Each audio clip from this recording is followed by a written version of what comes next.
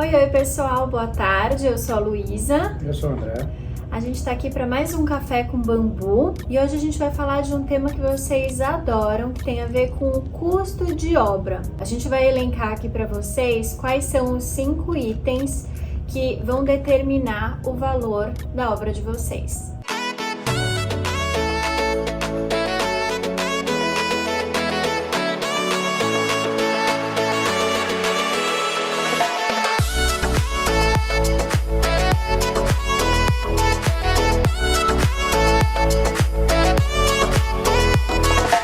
Então vamos lá. O primeiro item que determina o custo de uma obra é a escolha do terreno. É claro que isso não é uma escolha do arquiteto, né? Isso é uma escolha 100% do cliente. Então, terrenos com muito aclive ou com muito declive, necessitam uma fundação mais robusta, muros de arrimo, colocar terra, tirar terra, isso tudo influencia no valor da obra, tá? Além da fundação, o tipo de solo, isso tudo vai influenciar bastante no custo do projeto, no custo da fundação e, teoricamente, também, né, no custo da obra. Exatamente. E aí a gente entra em um item que tem mais a ver com o nosso trabalho. O projeto é o segundo item que vai determinar o custo da obra. As soluções que a gente encontra para determinado cantinho da casa vai impactar. Por exemplo, o André falou do terreno. Um terreno com muito declive, né, aquele terreno que desce, se ele for aproveitado no projeto de uma forma que a gente tenha que nivelar esse terreno, ou seja, colocar muita terra, fazer muito muro de arrimo, esse custo vai ficar muito alto. Quando a gente vai para uma outra solução, que é trabalhar a casa em níveis, então aproveitar aquele desnível natural do terreno, a gente já tem um custo muito menor. Essas soluções de projeto, o tamanho da janela, das esquadrias, a quantidade de vãos livres que a gente tem, que são aqueles vãos grandes, e qual que é o tamanho desse vão, isso vai impactar muito. A questão de distribuição entre cômodos, por exemplo, quando eu tenho 2 banheiros, um do lado do outro, com a mesma parede hidráulica, ou seja, um espelhado mesmo no outro, a gente tem uma redução de custo muito grande aí. Por falar em projeto também, o terceiro item que influencia bastante no custo de uma obra são os acabamentos, né? É claro que as escolhas têm que ser inteligentes, né? Tem que ter uma relação aí entre custo e benefício, também não dá para colocar qualquer coisa na obra, né? Sim. Pensando numa durabilidade, numa praticidade, principalmente falando de pisos, revestimentos. Não adianta colocar o mais barato, né, que você vai se arrepender com certeza.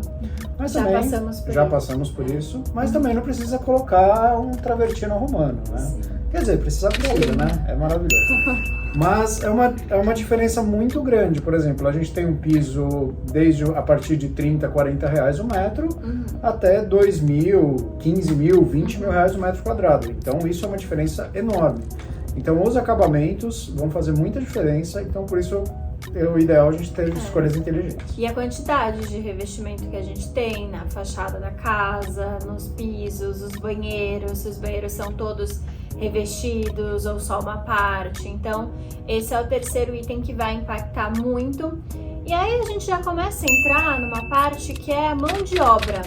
A mão de obra, ela é o quarto item que vai impactar no nosso valor global, né, de uma construção, de uma residência.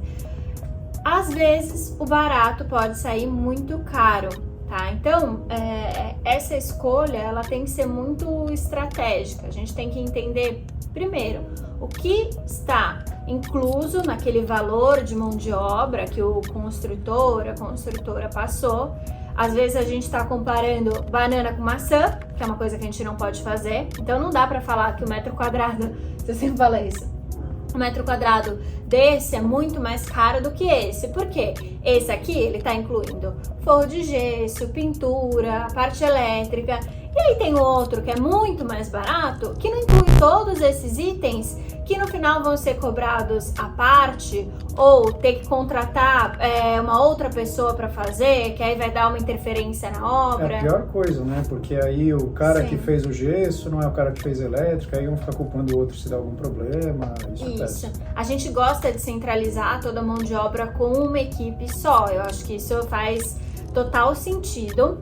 E isso já vai chegar ali no ponto, que é o quinto item que o André vai falar, que quinto item que mais causa custo, né, numa obra, que mais vai trazer uma obra barata, uma obra cara, são justamente os erros, retrabalhos dessas equipes. Com certeza.